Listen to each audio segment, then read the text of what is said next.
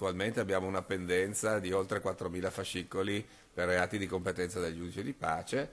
Eccolo lo scoglio, ma è solo la punta di un iceberg per una procura costretta a fare i conti con una mole di lavoro esorbitante se proporzionata al numero di magistrati e di risorse. 4.200 fascicoli fermi in attesa di essere esaminati e dirottati ai giudici di pace. Un arretrato a cui si sta tentando in tutti i modi di far fronte, ma per nulla semplice da arginare.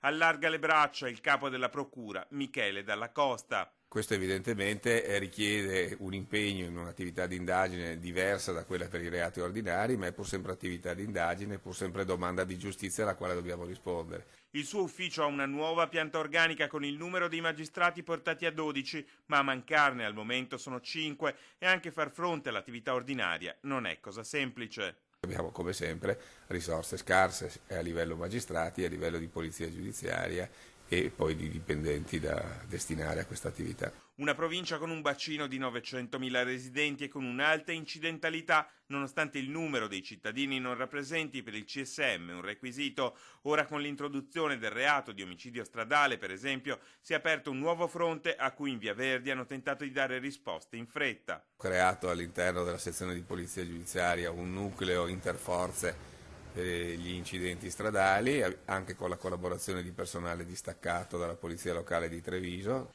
Sul piatto rimane l'indagine Veneto Banca, un fascicolo aperto a Treviso, poi finito a Roma per il reato di ostacolo alla vigilanza e a quanto pare nuovamente destinato a Treviso. Una spola che ha già eroso e rischia di superare i tempi di prescrizione previsti per alcuni dei reati contestati.